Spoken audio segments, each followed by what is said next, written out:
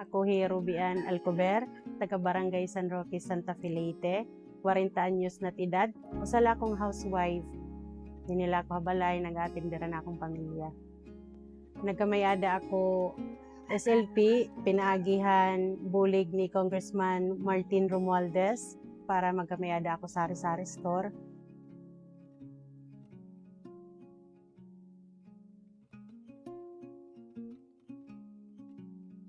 Dako nga bulig para namon pamilya labinahan pag-eskwelahan akon anak nga usa na na college student.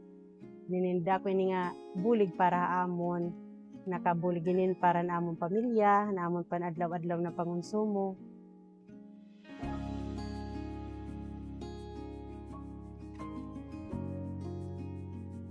Salit ako, nagpapasalamat ako kan Congressman Martin Romualdez, hini nga nakabulig, hini nga SLP amon pamilya. Nagpapasalamat ako, haniya ka mabuliganon, Congressman Martin, nakakabulig talaga ang mga tao, especially ang mga sugadaamon na mga housewife, nagkakainay ang mga programa, hindi ako nga bulig para haamon. Naut-unta nga damo pa niya mabuligan ng mga sugada ako na mga housewife, pinagi na nga mga programa. Damo nga salamat.